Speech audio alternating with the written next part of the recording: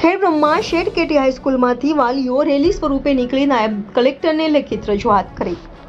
ખેડબ્રહ્મા ખાતે આવેલ કેળવણી મંડળ સંચાલિત શેઠ કેટી હાઈસ્કૂલમાં જિલ્લા શિક્ષણાધિકારી દ્વારા ધોરણ 6 થી 8ના વર્ગો બંધ કરવા અને ગ્રાન્ટેડ માન્યતા રદ કરતા વાલીઓને આ વાતની જાણ થતાં વાલીઓએ હોબાળો મચાવ્યો હતો અને બાળકોના ચહેરા ઉપર નિરાશા જોવા મળી।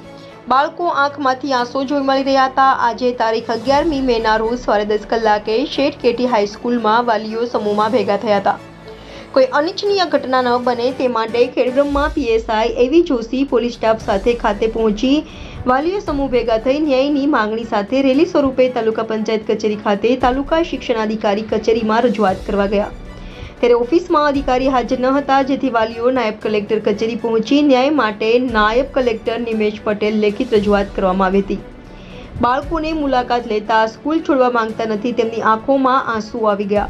તેમજ બાળકોના વાલીઓએ જણાવ્યું કે અમારા બાળકોને ડ્રેસ આપ્યા, ચોપડીઓનો ખર્ચો, અત્યારે સ્કૂલ બંધ થાય તો બાળકોને 1 વર્ષ બગડે તેવી વેદના દર્શાવી હતી। વધુમાં વાલીઓ અમને અંધારામાં રાખીને જે સ્કૂલ બંધ થવાની હતી તો એડમિશન શા માટે આપ્યું?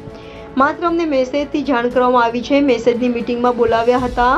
અત્યારે તો સ્કૂલ બંધ થાય તો બાળકોનું ભવિષ્ય અંધકારમાં છવાઈ જાય તેવું વાલીઓએ કહ્યું છે। તેમજ વાલીઓએ જણાવ્યું કે અમને ટ્રસ્ટીઓ પણ મળતા નથી। વાલીઓ શાળાએ થઈને રેલી સ્વરૂપે બજારમાં કચેરી અરજી આપવામાં આવી। રિપોર્ટર જયેશ ઠાકોર સાથે શૈલેષ પટેલ, ઇન્ડિયા 24 ન્યૂઝ, સાબરકાંઠા। આ લોકો એમ કહે છે કેટી હાઈસ્કૂલના શિક્ષકો કે સ્કૂલ બંધ થઈ જાય છે, તો અત્યારે અમારા છોકરાને કઈ જગ્યાએ એડમિશન કઈ જગ્યાએ મળશે? બધી જગ્યાઓ ફૂલ થઈ ગઈ છે, તો અમારા છોકરાને અત્યારે ક્યાં એડમિશન આપવું અને અમારે એના માટે શું કરવું? એના માટે એમનો ન્યાય આપો।